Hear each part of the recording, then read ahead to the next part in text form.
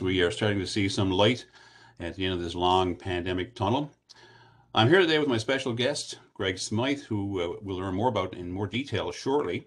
I'm delighted to have this opportunity to chat with Greg. Thank you, Greg, and welcome. Thanks very much for your time today. I know those of you attending can't see who else is on our event today, but we do have a full house. And of course, before we start our event today, we'd like to do a land acknowledgement. We acknowledge the lands on which Memorial University campuses are situated are in the traditional territories of diverse Indigenous groups, and we acknowledge with respect the histories and cultures of the Beothuk, Mi'kmaq, Innu, and Inuit of this province.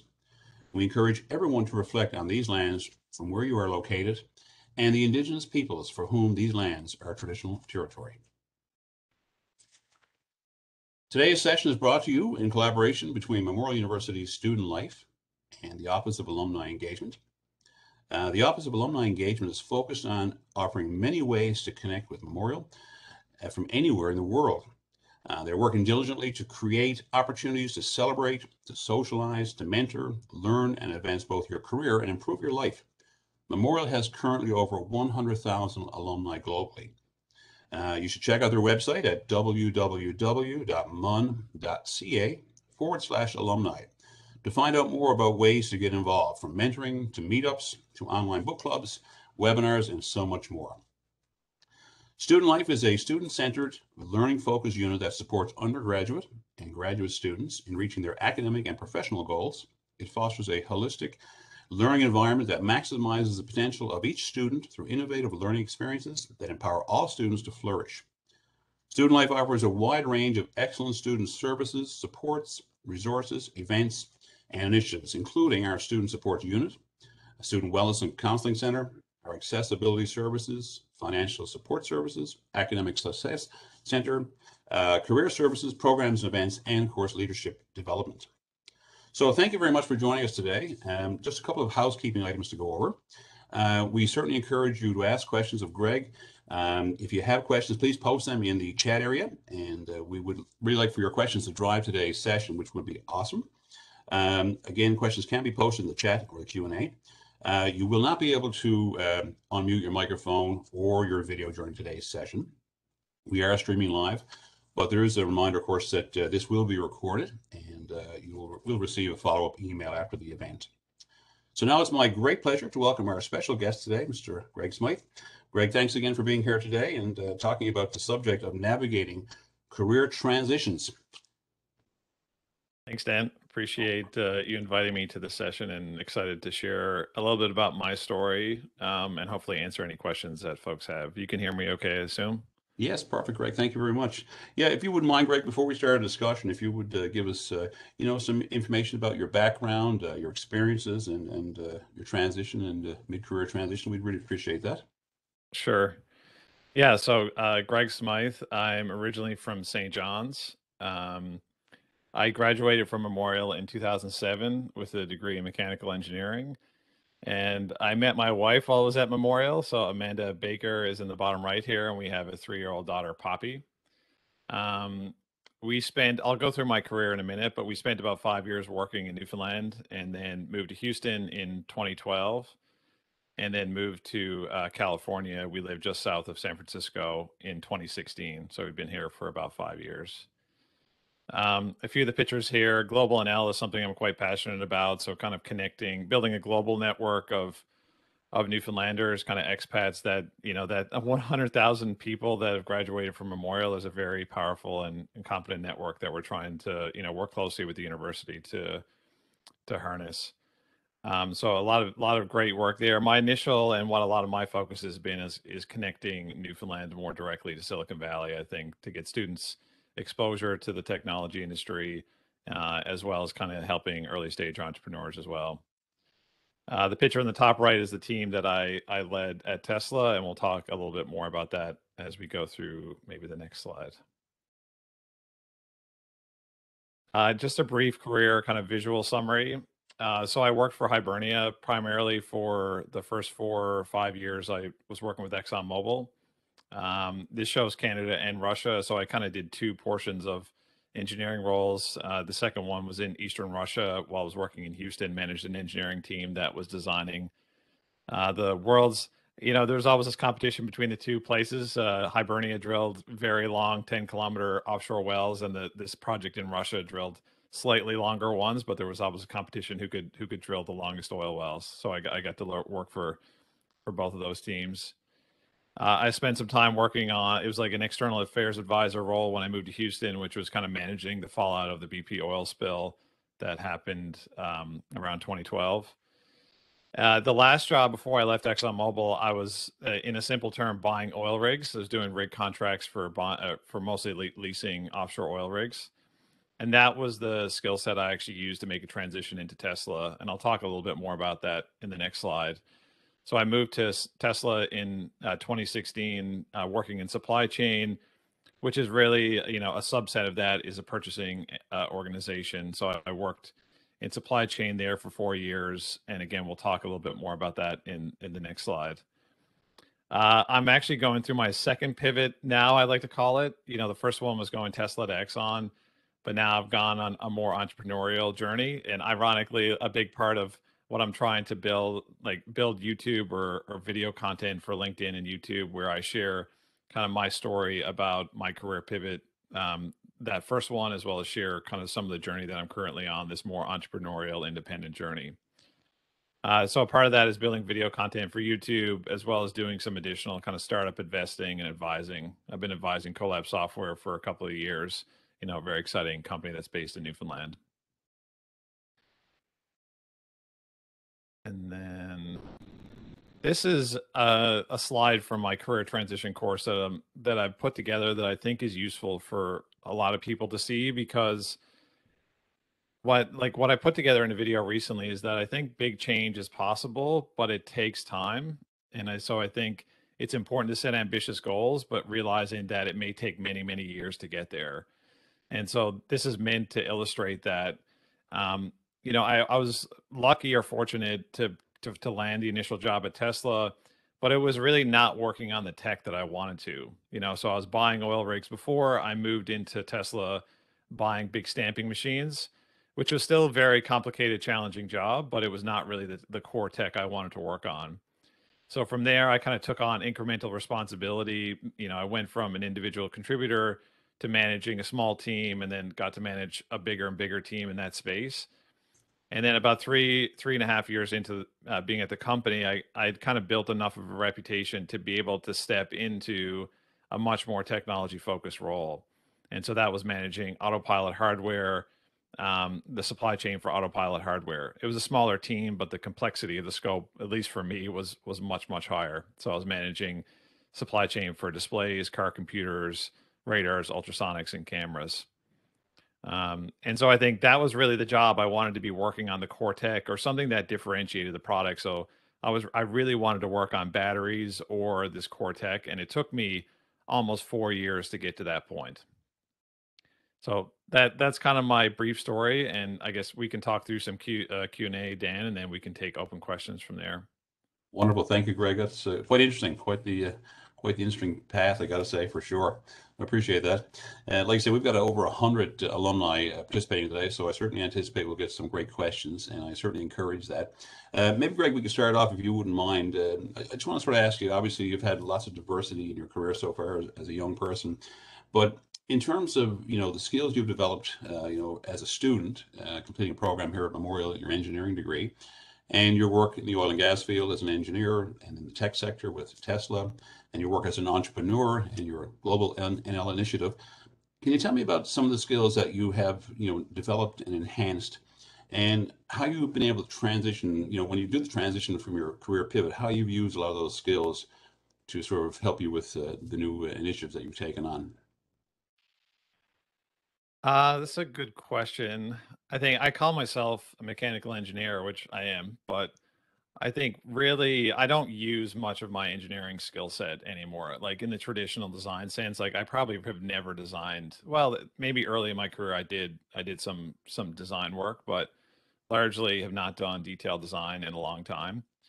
But I think for like the engineering school and going through Memorial just taught me how to solve problems. It's like the scientific method, structured problem solving methods just that learning how to do that in a disciplined, somewhat systematic way is just like immensely valuable, because you can almost solve any problem if you understand that method and can break problems basically down into much smaller ones that are that you can tackle on a daily or weekly basis. And I think and just doing that over and over and over again is like a very valuable skill set. I think that combined with, working in big organizations, like learning how to work with others, and it like a lot of it's about, you just can't do anything by yourself, and you can kind of like arguably manipulate people and things like that to get things done, but it just doesn't work in the long term. And like being good at influencing others, convincing people to kind of do what you think is the right thing to do, like those two skill sets they're kind of softer, that is maybe less hard than being good at math or science, but if you can learn how to influence others to get things done in these big organizations, or really any size organization, it's incredibly valuable.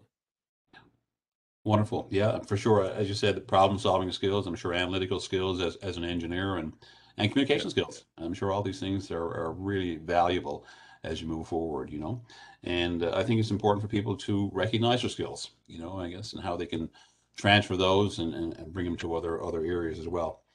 Um, what are some of the essential skills that you feel are important right now in your current work? What are some of the things that your skills that you really highlight that are In making a the current, difference? like making YouTube videos, that kind of thing.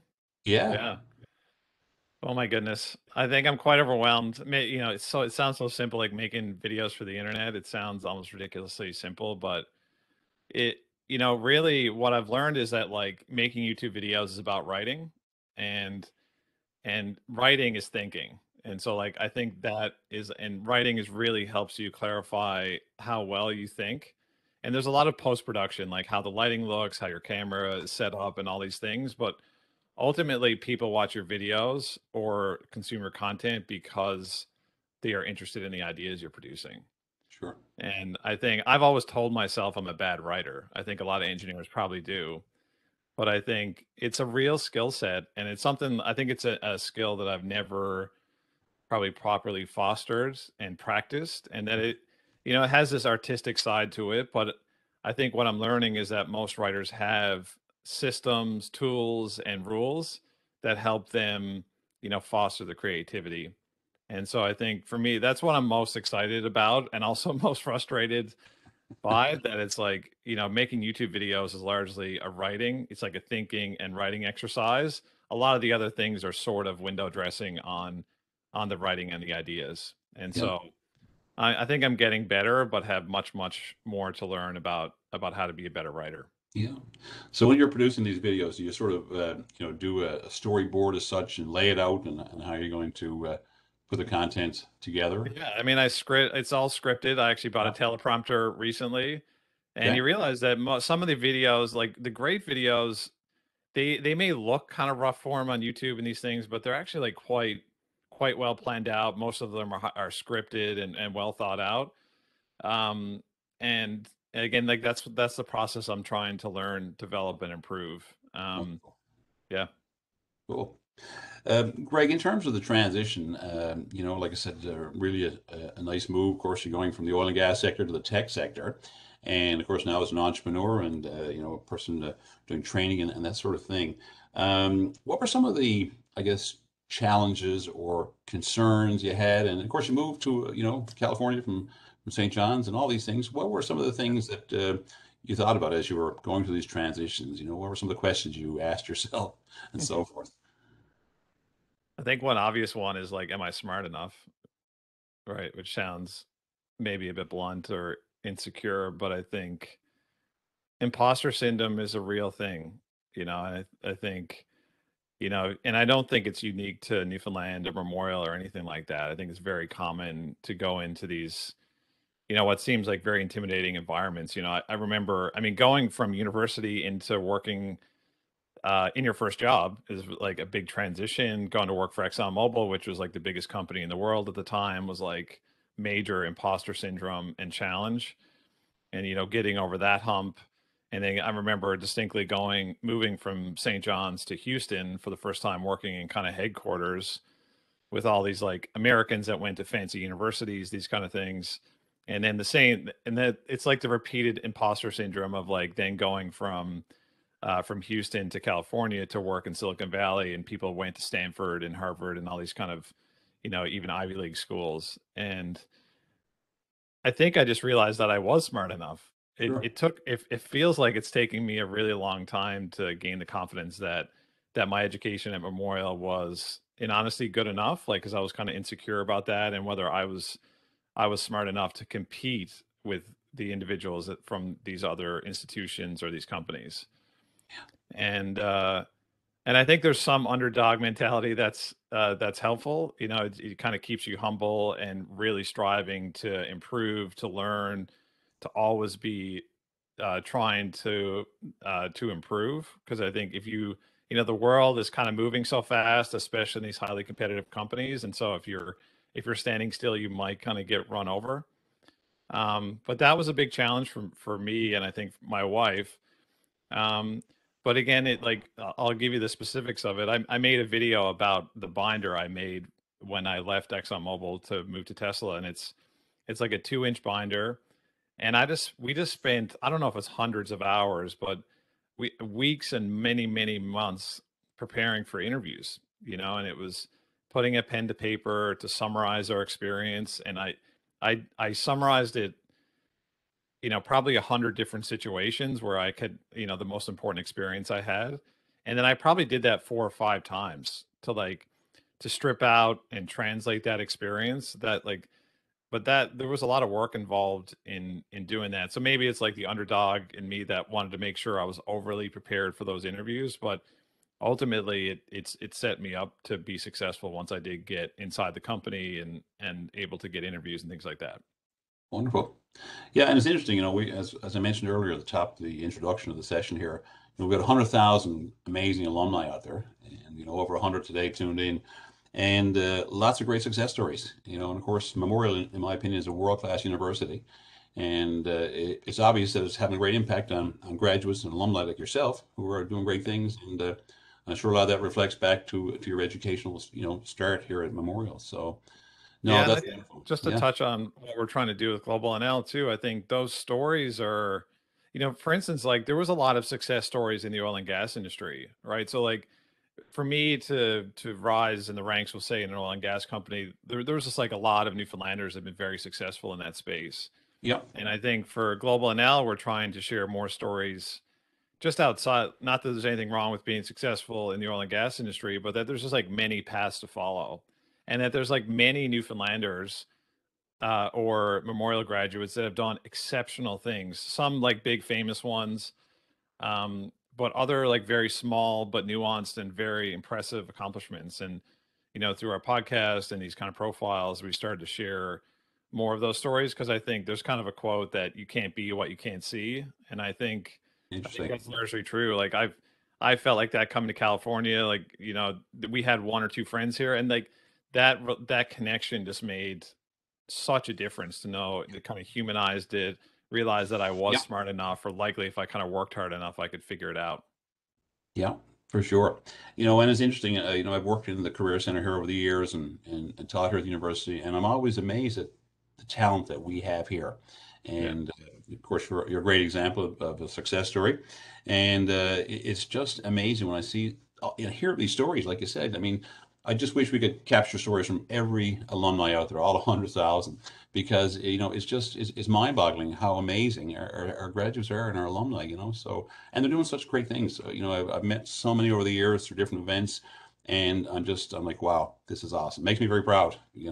So, what sort of advice would you give, Greg, to people who are in this sort of transitional area now, mid-careers, looking to sort of make a move? And any thoughts on what you sort of advise from your perspective? You talked about your transition and moving to a different place and quite the transition in terms of jobs and so forth. What would you advise in terms of making that move if people are considering a transition and a pivot as such as you said? Yeah.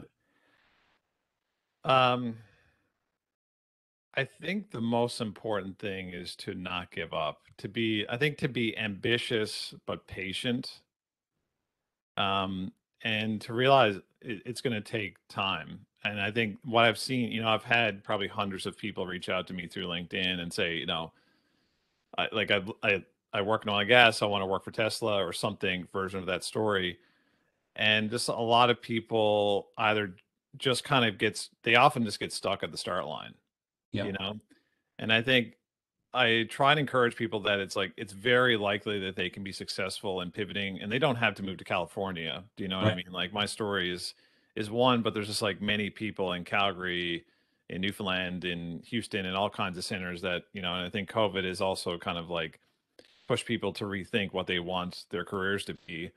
And so I think that's sorry, I lost my train of thought. It's okay. The let me just think for a second. Um, yeah, so I think the patience part of things is just important. I think a lot of people want to make change, but they kind of want it to happen now, and they want the satisfaction that comes with that. And Sure. I think it just took me, 6 months to make the initial transition. But often people think too when they get the job, it's the end of the pivot. But I actually tell them it's the start. Yeah. That it took probably 2 years after that to really start to add value at Tesla. Yeah. And so again, like to be ambitious, to put the work in, over that 6 months to land the first job, and then to put the work in to really translate and learn new skills in this new industry. But to know that it's going to take, many years to be able to do that. Yeah. I think that's probably like the most important thing. And to know that you're going to, especially if you're in a mid-career, like for me, I hadn't updated my resume or applied for a job in a decade. Wow. And it's a Yeah. very humbling experience to go back and to go back, if what feels like going back to the beginning. It's not really the case like that. If you're trained, you can retool a lot of your skills, but Yeah. you're going to a job interview and getting rejected for the first time in a long time. And especially if you're good at your old job, even if you don't like it, Mm. likely people are very competent and good at their job. But Yeah. going into a place where you can get rejected, it's just not a good feeling. And I remember I had an interview with Apple and got rejected, and they said something to the effect of like, we don't think your experience is complicated or enough. And Wow. I was like, it's a hard thing to take. And I think getting comfortable with some of that early rejection and relentlessly, filling the gaps, and working to improve that is just like the most critical thing. And I just see a lot of people give up too soon. That it's not Wow. because they can't do it or they're not competent. It's because I think they get frustrated by the rejection early on. Yeah. Makes sense. Yeah. And I'll go back to the skills thing again too, as you mentioned. Not having completed a resume or prepared a resume in 10 years or so. Back to that skills piece as well. I think it's really important that people look at their skills and see where they can actually put those on the resume and how they can articulate those in an interview as well. Greg, in Yeah, I terms think of questions, sorry, the go ahead. skill. Yeah, I can just the resume thing. I think there's things like just specifically on the resume that your resume is not a summary of your experience. Although the temptation is to make it that. And like one thing I always tell people, at least for tech or Silicon Valley, it's like 1 page resume is maximum. Um, and if you've had 10 or 15 years experience, it's just like, again, it's like your resume feels like it's very personal to people for obvious reasons. Sure. But your resume should be a highlight reel of your career, not a summary of your experience. And I think people want to, it's like they put a lot of their personal worth in their resume, myself included. It's like, and then deleting it just feels like, no, I spent like 5 years working on this thing. I can't take it off. But it's like, you need to think about, you're just trying to provide the highlights, the things where you've added the most value, the experience that's most applicable for the job you're applying for. And then what I encourage people to do is that it's that binder.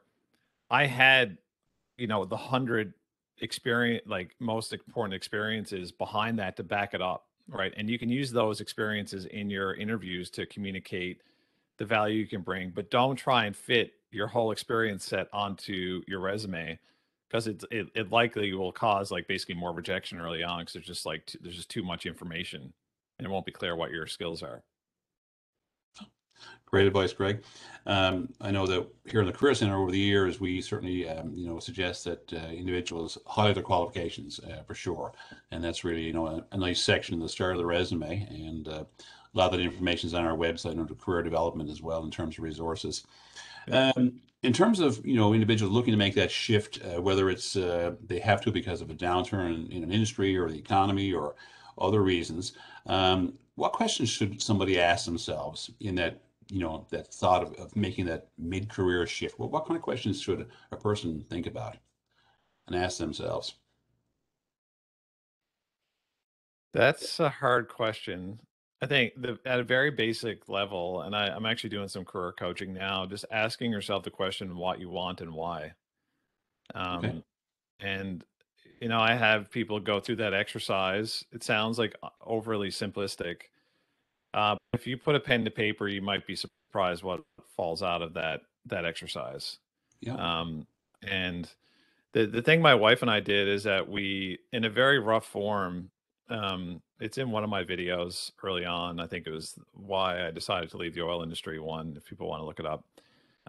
But we sat down on a park bench in Houston and we made a basic matrix that had kind of the 5 key areas of our life. One was professional, but it was our relationship with each other, and our families, and friendships, lifestyle, um, and a few others like financial security and the professional piece. And we just sat down and tried to, as best we could, subjectively evaluate, staying at Exxon in the oil industry versus, taking a chance to move to Silicon Valley. Right. And you just kind of, it wasn't a perfect, and it wasn't like an overwhelming, like, this is definitely the right thing to do. But it just like roughly gave us, it forced us to ask some of those questions. Like, what do we value? Yeah. Like, where do we want, where do we want to spend our effort? Do we want to make this change? And I think the other thing that's kind of tied to that I highly encourage people to think about is that this is not a one-way street, right? There's a tendency for people to, and I was definitely caught in this trap that you are kind of throwing your previous career in the garbage, and that now you're moving to this new one, and either that you'll never be able to use those skills again or never be able to go backwards. And that's just not true. And you should stop telling yourself that if you are. And because I was, I was like, well, I'm just leaving this thing behind. And even when I quit on the last day at Exxon, we had discussions with some of the management there, and they just said, if you don't like it, you should come back. And that was like, I thought about quitting for 6 months, and I just never thought that would happen, And then I was like, you know, I don't like, I haven't gone back, but it was like, it provided some relief that it's like, I still have this huge skill set and network. And if I want to be a drilling engineer, I can be. And I really encourage people. And that my wife and I just said, let's move to Silicon Valley and try it for 2 years. Right. And if we like it, we'll stay. If we don't, we'll go back. And I think that just takes some of the pressure off this, that you don't have to make this permanent life decision. Consider it an experiment, and it does have to be, you have to make some commitment to it, 2 to 5 years probably to give it an honest go. Yeah. But that's, I think that's a much healthier way to think about it, opposed to this kind of permanent decision. Yeah, no, I think that's great. I really, and I guess it's a great testament to you, Greg, as well, of your abilities and skills and expertise from the oil and gas industry to have that said to you. I think that's wonderful. It's like I said, a nice feeling that, okay, I am going to make a move, I'm going to make a change, but I still have that option to go back to what I did previously, and I was good at as well. So I've got to look now and see what questions we may have coming in here. Let's see. From Kevin, I just moved to the shipbuilding industry a month after being in with Newfoundland oil industry after 22 years. What career advice would you give my son, who is 16 years old and who is interested in tech? Thank you, Kevin. 16 years old, interested in tech. I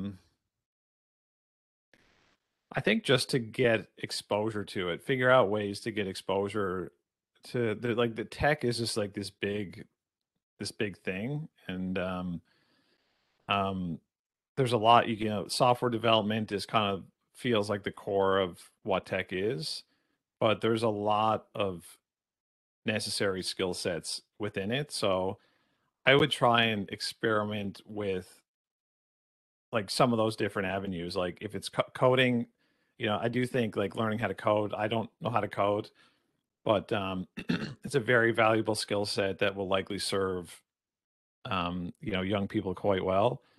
And I think just getting exposure to it. And I think a lot of like these coding boot camps, you can do these unpaid internships, you can just do you know, these projects through online systems. There's just like a lot of different ways to do it. I think just getting exposure to it is a very good way to get started, and just trying to start to do things.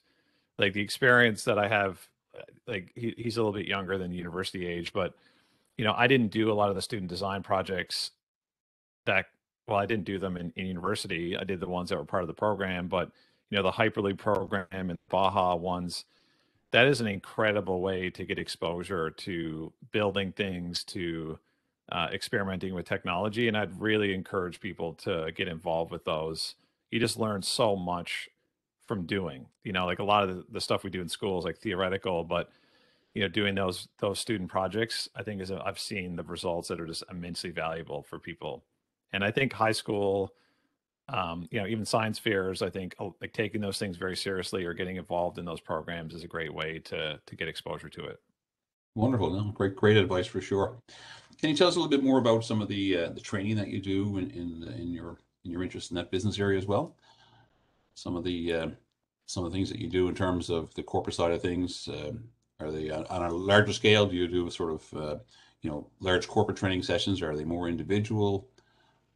Right now, I offer a course in career pivots or career transitions, and I, you know, my wife and I had to do our pivot largely on our own. You know, we had a few friends that lived here, and I'm trying to build like a system to help people work their way through it. And from that early stage, and I've kind of got these three stages of you know, of kind of going through a pivot, and it starts with reflection, kind of looking inwardly, like those questions: what do you want and why? Right. Because I think what a lot of people do is they rush to the end. They just want the job, they just want the change, but they often just don't know what they want. Um, and so I think starting from that exploration phase, or starting from the reflection phase, then going into like exploration, where you just kind of are looking what's available, what's out there in the world or in the area you want to live. And so, and not being overly focused on like, I need a job now. Certainly, if you have the luxury of doing that, like if you're currently working or have the ability to explore the kind of horizon of opportunity.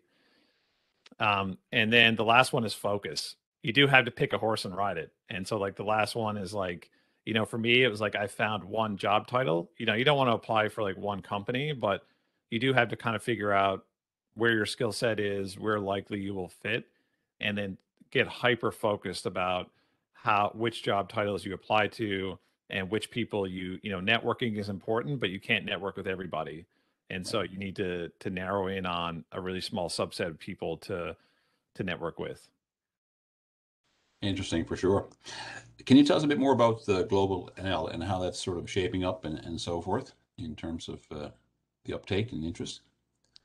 Yeah, I mean it's the interest is good. It's kind of consistent engagement and interest. And again, I think a lot of it I think there's two main things we're trying to do is to try and create more visibility for Newfoundlanders, especially I mean, because of how much out migration we've had, there's just so many Newfoundlanders in different places. And so just trying to create visibility that there, you know, there is communities you know, outside of Newfoundland that you can connect with. You know, we have, for instance, like just a map that shows like all the GlobalNL members and where they live or kind of the general geography they're in. Right. And so I think that's one. And then the second part is like storytelling. And I think that is the part I'm most excited about. Again, sharing some of the really big success stories and other smaller ones that are more nuanced. And so I think that, you know, just continuing to build momentum. And I think part of, for me anyways, is trying to create a culture of optimism that Yep. within the province and outside the province, that there's a lot of untapped potential in the people, and GlobalNL wants to be a part of that solution. Wonderful, yeah, and I fully agree. I mean, there's so many great things happening. Like I said, there's lots of tech startup here, and of course, good technology. You can work from anywhere in the world, which is amazing, and work for other companies or on your own as an entrepreneur as well. As an entrepreneur, on that note, did you sort of come by that naturally, Greg, or is it something that you sort of work to become? I know it's It's a good question. I think I've always had a yearning to be an entrepreneur. If I'm being honest, what excites me most about Newfoundland now, that culture has changed. Like when I came out of school, there wasn't a lot of cultural norms to start a company. There was just like nobody I knew was an entrepreneur. And like as I said earlier, like that matters a lot. I think there was not a lot of role models I had either like in my cohort or ahead of me that had started a company. And so, you know, the norm was to get a great job with a good company. And, I followed those norms.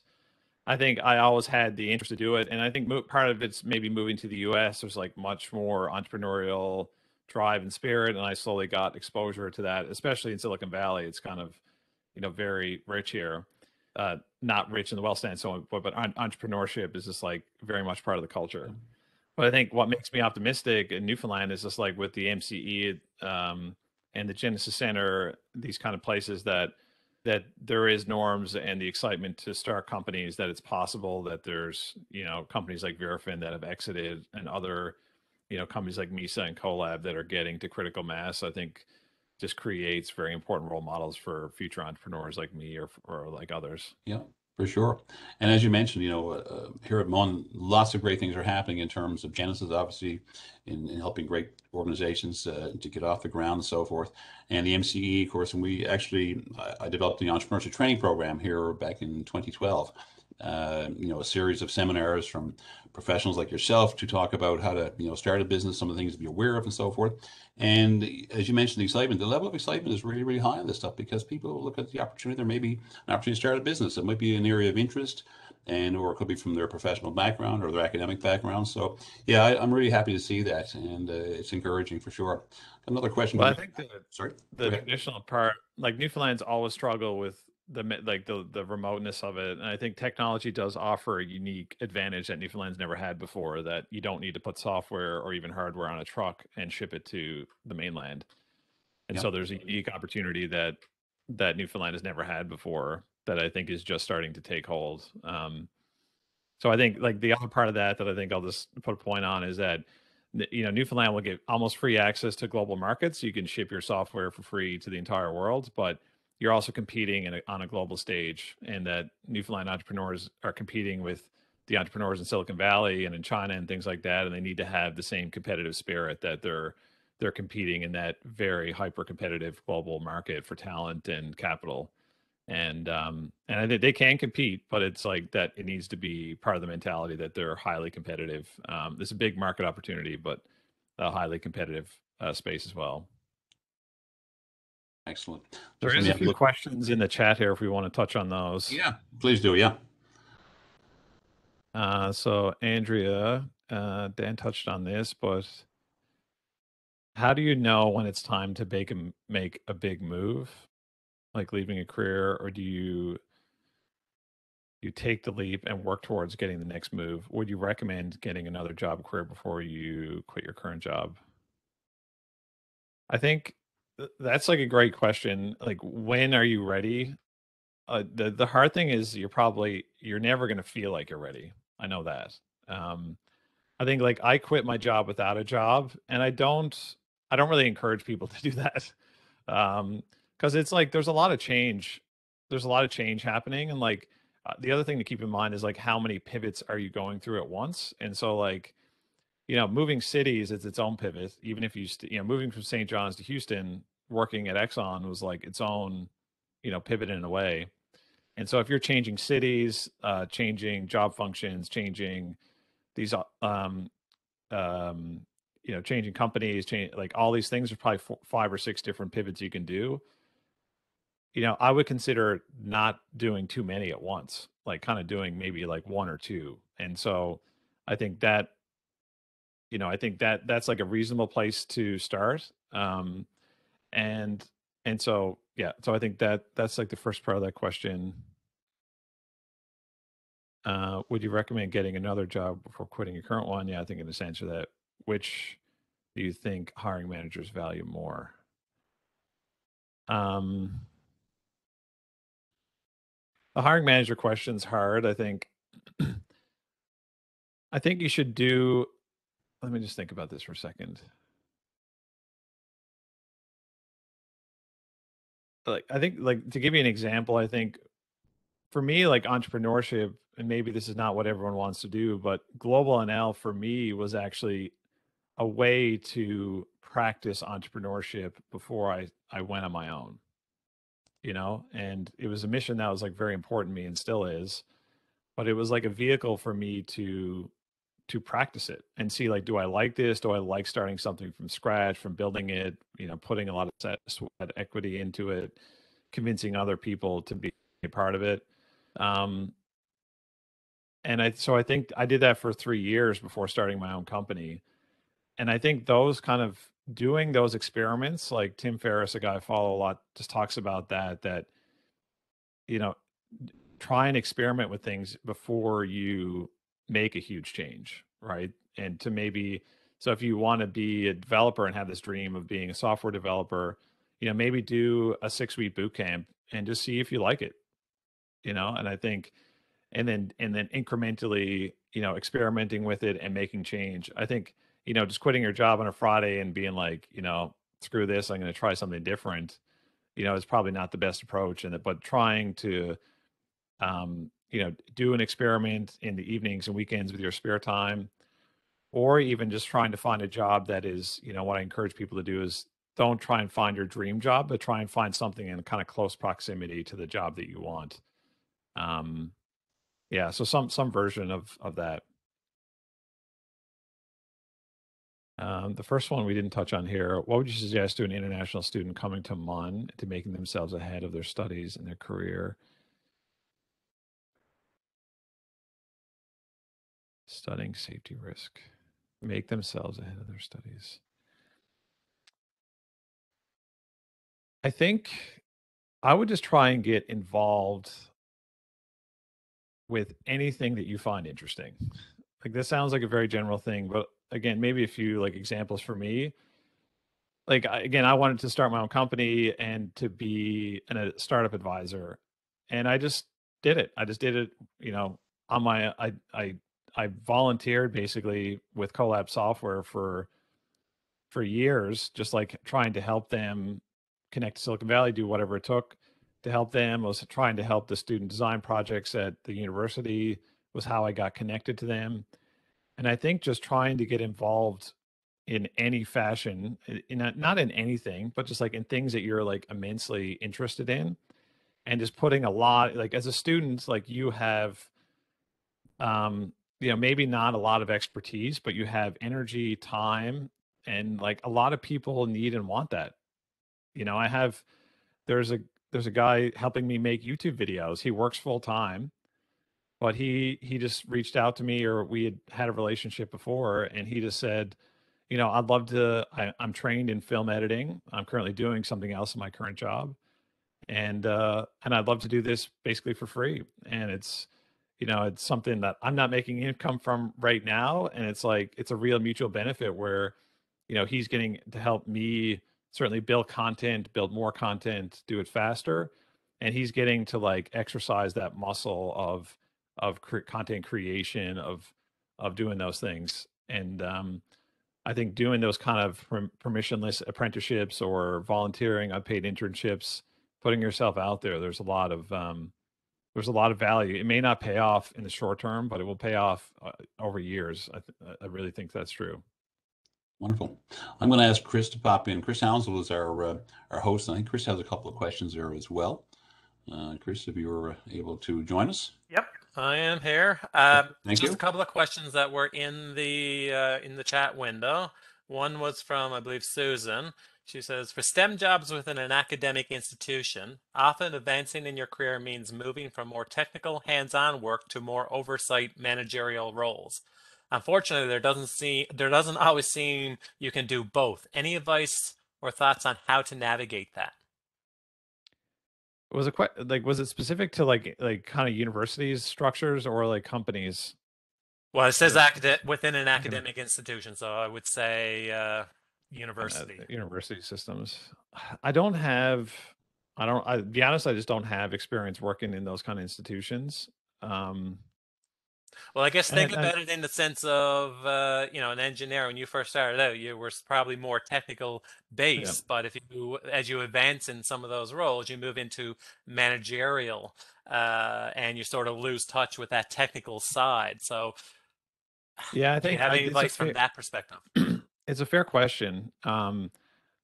I think what's very common even in big companies, Fortune 500 companies, is the exact same thing, and that extremely competent engineers just kind of see a dead end, right? And that they get very frustrated by that. They just don't want to be managers. They don't want to lead. They don't want to be leading teams and things like that. And they just get very frustrated by it. They want to be doing deep technical work, and that work is extremely valuable. Um, and what I've saw at both, like I basically work for two companies, both at Exxon and Tesla, that the great companies and hopefully the great like universities and institutions will make a path for those people, and that at they would basically have these pyramids. Is maybe not they were pyramids, and so the management pyramid was kind of one or ladder, we'll say, and then there was a ladder, a technical ladder you could climb.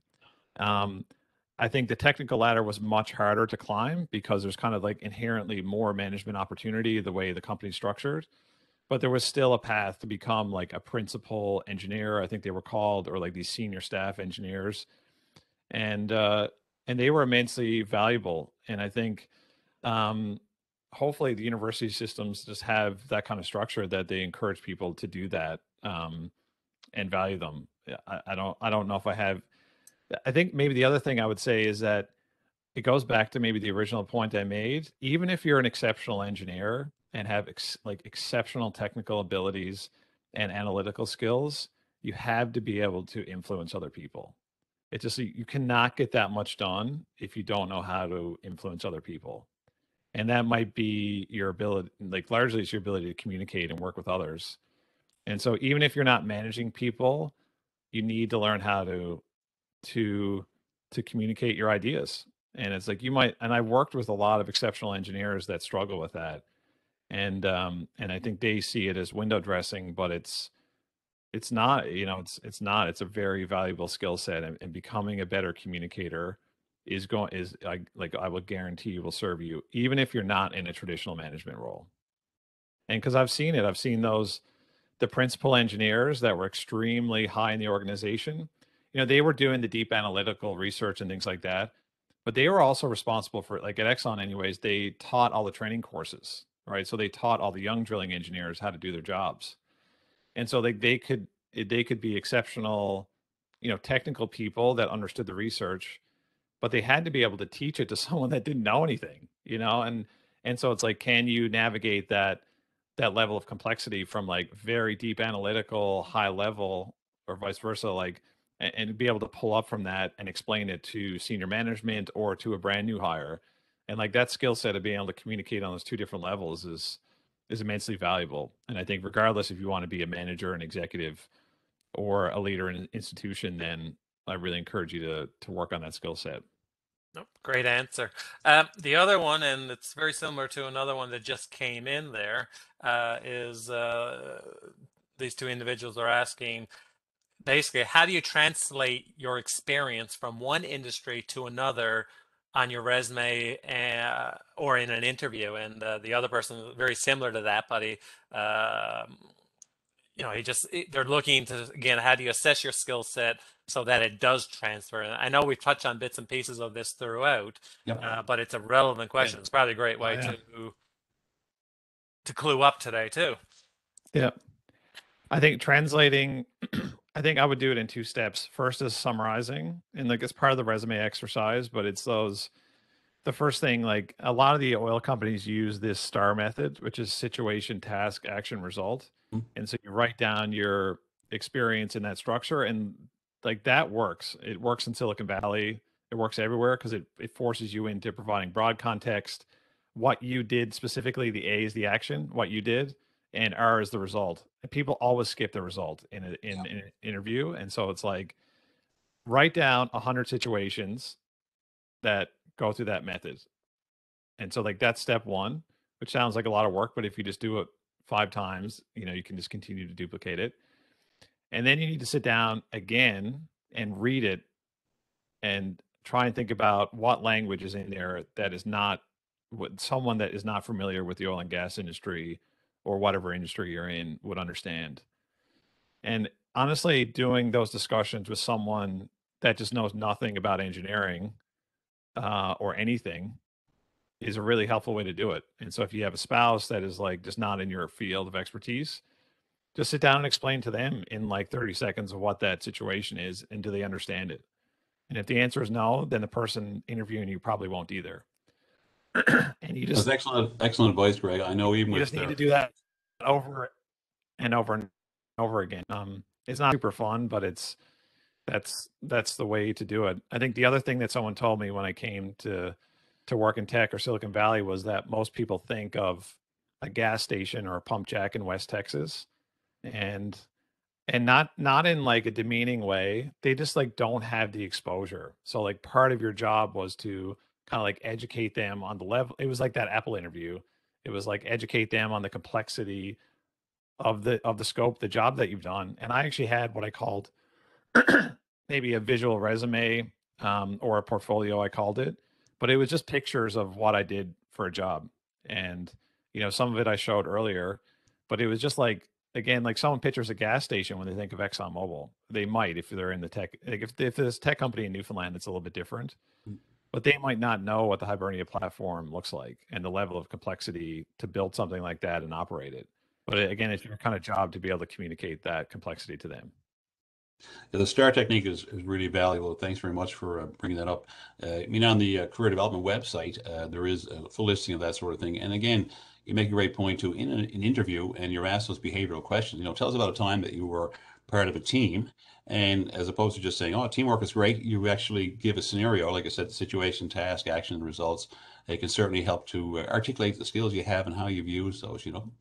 Well, this has Yeah, a been. lot of people, yeah, a lot Sorry. of people just kind of stick higher level, I think, in those discussions, in Yeah. those interviews. And if you stick to what you did specifically in the results, it will make an exceptional difference.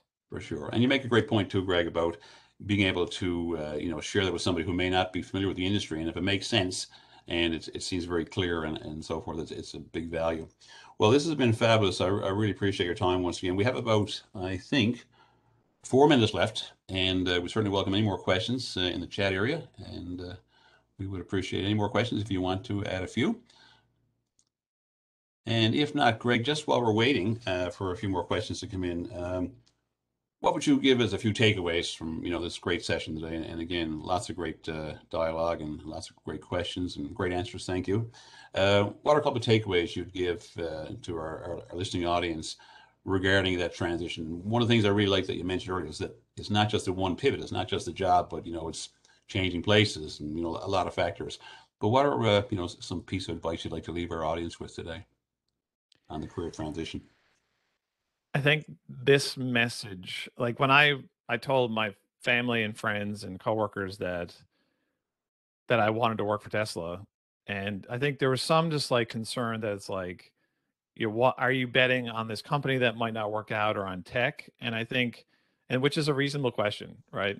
I had no experience in it, but what I really encourage people, and in hindsight, was like our pivot was a bet on me and my wife and our abilities to like learn, adapt, and grow. And so, like, if you want to make change, like, it's not really a bet on tech or a bet on whatever industry you're interested in working in. It's like a bet on you as an individual, which is kind of scary. Like, it is on you, but it's not like, I try not to think about it as like, if this company doesn't work out or if this thing, it's like, it's a bet on your ability to learn, adapt, and grow. And And if you are resourceful, hardworking, and persistent, it's just like you're definitely going to hit roadblocks in that, but just don't give up and just keep. I think that's the other piece of advice. It's like, don't give up, and you can't fail. You'll get stuck, and inevitably you will. But just don't give up. Wonderful. Well, thank you so much, Greg. This brings us to the end of our session today.